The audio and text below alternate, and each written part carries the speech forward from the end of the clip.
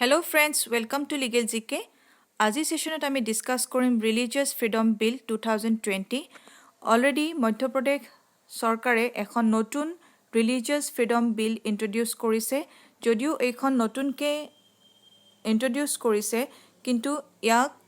1968ত যিখন religious freedom act আছিল সেইখন ৰিপ্লেস কৰি পেলাই কিছুমান প্ৰভিজন ইয়াত ইনক্লুড কৰা হৈছে আৰু আগৰখন ৰিপ্লেস কৰি পেলাই এই বিলখন বনাব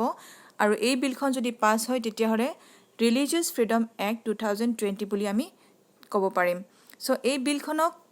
এন্টি লাভ জিহাদ বিল বুলিও কোৱা হয় কাৰণ আমি এতিয়া নিউজ পেপাৰত প্ৰায় পাই আহিছো লাভ জিহাদৰ কথা কিছুমান মেৰেজৰ ক্ষেত্ৰত বা ট্ৰেড বা কনস্পিৰেন্সিৰ ক্ষেত্ৰত আমাৰ ধৰ্ম পৰিৱৰ্তন কৰা দেখা যায় এটা ধৰ্মৰ পৰা আন এটা ধৰ্মলৈকে কনভাৰ্সন কৰা দেখা যায় বাই ফোৰ্স গতিকে এই যেটো বাই ফোৰ্স ৰিলিজন কনভাৰ্সন কৰা দেখা যায় হেতু যাতে এটা পানিশেবল অফেন্সৰ আন্ডাৰত ধৰা হয় গতিকে এই বিলখন পাস কৰিছে আৰু এই বিলখন যেতিয়া পাস হ'ব তেতিয়া হলে এইখন ৰিলিজিয়াছ ফ্ৰীডম এক্টলৈকে ৰূপান্তৰিত হ'ব আৰু যাৰ আন্ডাৰত কিছুমান প্ৰভিজন দিছে কিছুমান ফিচাৰ্স আছে যি ফিচাৰ্সৰ আন্ডাৰত এইটো এটা পানিশেবল অফেন্স হ'ব যদিহে এটা ধৰ্মৰ পৰা আন এটা ধৰ্মলৈকে যেতিয়া কনভাৰ্সন কৰা হয় on the basis of trades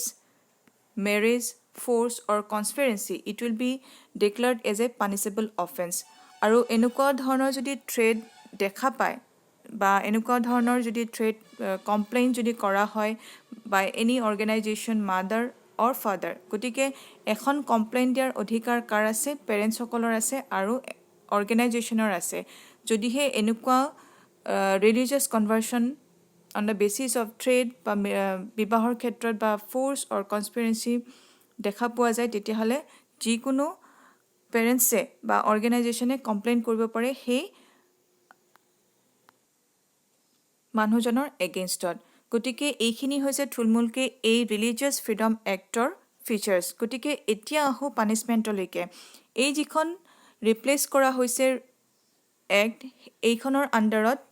এইটো এটা পানিশেবল অফেন্স বুলি ধৰা হ'ব যদিহে এজন মানুহে বাই ফোৰ্স আন এজন মানুহক ধৰ্ম পৰিৱৰ্তনৰ ক্ষেত্ৰত বাই ফোৰ্স বা উচতনি দিয়ে তেতিয়াহলে এইটো এটা পানিশেবল অফেন্স বুলি ধৰা হ'ব আৰু ইন জেনাৰেল এই অফেন্সটো 1 to 5 years imprisonmentor ব্যৱস্থা কৰা হৈছে আৰু ফাইন দিয়া হৈছে 25,000 গতিকে ইন জেনাৰেল যদি কোনবা বাই ফোৰ্স ৰিলিজিয়াছ কনভাৰ্সন কৰে তেতিয়াহলে কিমান টকা ফাইন 25,000 আৰু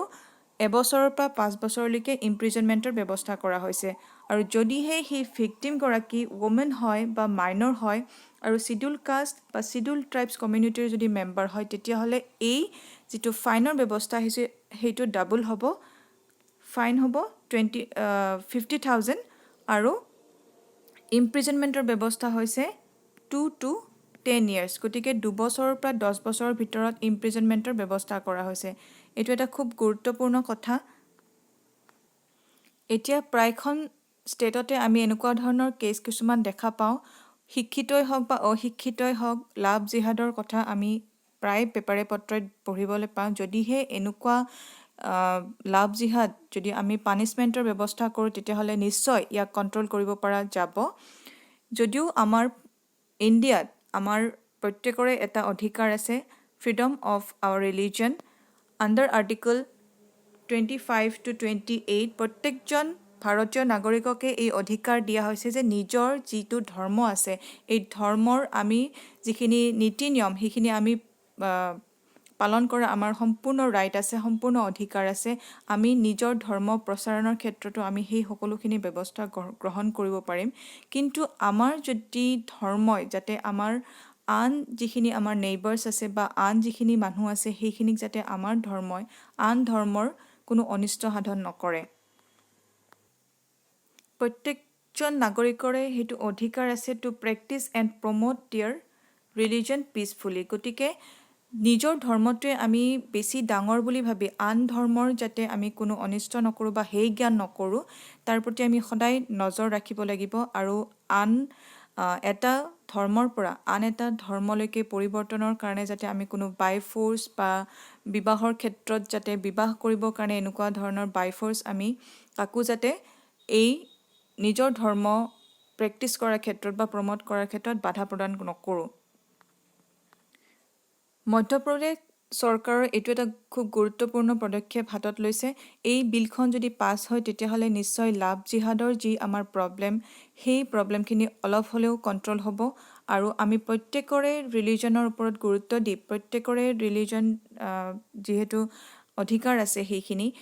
সেইখিনি মানি পেলাই আমি আগবাঢ়ি যাব লাগিব। আশা কৰিছোঁ ভিডিঅ'টো চাই নিশ্চয় ভাল পাইছে। থেংক ইউ ফৰ ৱাচিং।